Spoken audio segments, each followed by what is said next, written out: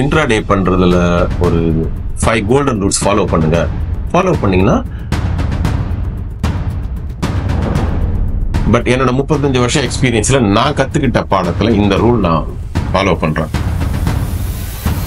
99% you will only lose money.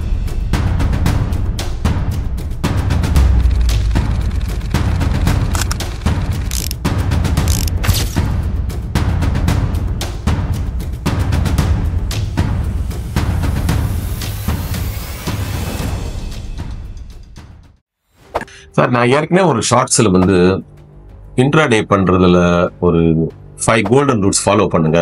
Follow பண்ணீங்கன்னா நீங்க வந்து ஜெயிக்கிற பாசிபிலிட்டி கொஞ்சம் ஜாஸ்தி ஆகும் அப்படின்னு நான் சொல்லிட்டு அதோட டீடைல்ஸ் ப்ரொவைட் பண்றதுக்கு தான் இந்த வீடியோ.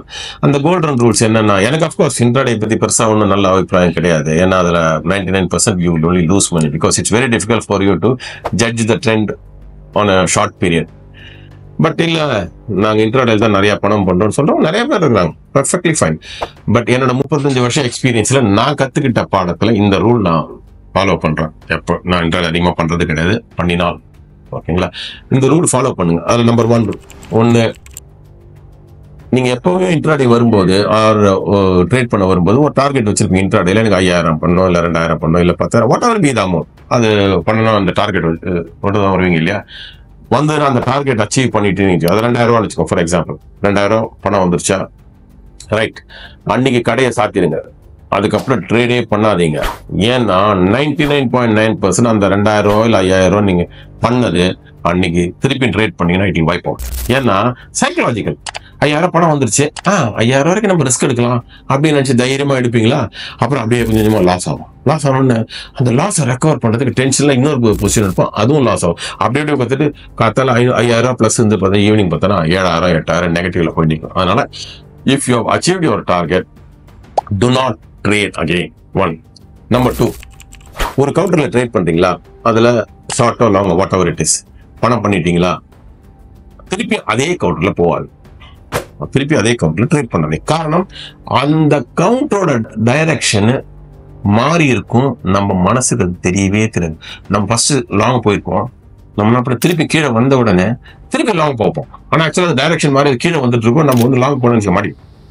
அதனால preferably if you have to trade again, நம்ம டார்கெட் அச்சீவ் பண்ணல, ஒரு கவுண்டர்ல ஒரு 1000 வந்துச்சு, இன்னொரு 1000 வரணும், வேற ஏதாவது கவுண்டர்ல ட்ரேட் பண்ணுது. ஓகேங்களா. 3வது 9:15 to 9:30 அது பயங்கர வாலடைல் பீரியட், அது price discovery period. Already 9 to 9:15 கொஞ்சம் பிரைஸ் டிஸ்கவரி ஆகி போச்சு. பட் 9:15 to 9:30 தான் இஷ்டத்துல வரவெல்லாம் வந்துட்டு ஆர்டர் போடுவோம், லாங் போவோம், ஷார்ட் போவோம். அதனால வந்து பாத்தீங்கன்னா எது மேல போவோம் எது கீழே வரும்ல 100% சொல்லவே முடியாது. பாத்தீங்கன்னா 9:15 பார்த்தோன்னா சர்றன்னு முதல்ல ஓப்பனிங் பார்த்தோன்னா 100 பாயிண்ட்ஸ் நெகட்டிவ்ல இருக்கும். அப்புறம் 5 நிமிஷம் பார்த்தா 100 பாயிண்ட்ஸ் பிளஸ்ல நிற்கும். ஏன் அது நடக்குது அப்படின்னா ட்ரேடர்லாம் வந்துட்டு ஷார்ட் போவோம், லாங் போவோம். அதனால it will not give you the right trend. அதில் நீங்க மாட்டிக்குவாங்க. ஓகேங்களா. மோஸ்ட் இம்பார்ட்டன்ட் நெக்ஸ்ட் பாயிண்ட் ரொம்ப முக்கியம், நேக்கட் ஷார்ட் போவே போவாதீங்க. நேக்கட் ஷார்ட்னா என்ன, உங்ககிட்ட ஸ்டாக் இல்லை, ஆனா மார்ஜின் அமௌண்ட் இருக்கு, ஒரு 10 லட்சமா எவ்வளவு வச்சிருக்கு, அந்த மார்ஜின் மணியை வச்சுட்டு இப்போ ஒரு ரிலையன்ஸ் வந்து கொஞ்சம் நெகட்டிவா இருக்கிற மாதிரி தோணுது, சரி ஒரு 1000 ஷார்ட் போனீங்கன்னு வச்சுக்கோங்களேன்.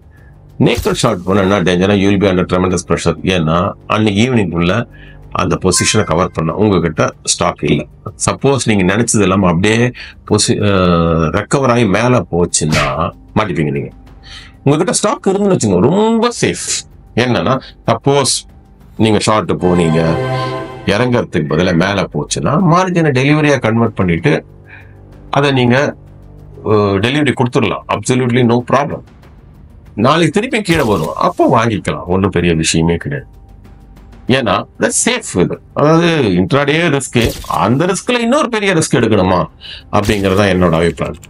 அப்புறம் 3 மணிக்கு மேல எந்த பொசிஷனும் இருக்காது, அது ரொம்ப முக்கியம். ஏன்னா 3 மணிக்கு மேல கண்ணாமண்ணா ஷார்ட் கவரிங் நடக்கும், கண்ணாமண்ணா லாங் அன்வைண்டிங் நடக்கும். அதனால உங்களோட இன்ட்ராடே பொசிஷனை 3 மணிக்கு முன்னாடியே க்ளோஸ் பண்ணிடுங்க. ஏன்னா 3 மணிக்கு அப்புல இருந்த ஏதாவது ஷேரை திடீர்னு பார்த்தா சர்றன்னு கீழே வரும், இல்ல கீழே இருக்க ஷேரை திடீர்னு பார்த்தா சர்றன்னு மேல வரும்.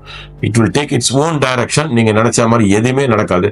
அந்த மாதிரி சூழல்ல தயவு செஞ்சு 3 மணிக்குள்ள நீங்க வந்து பொசிஷனை க்ளோஸ் பண்றது பெட்டர்.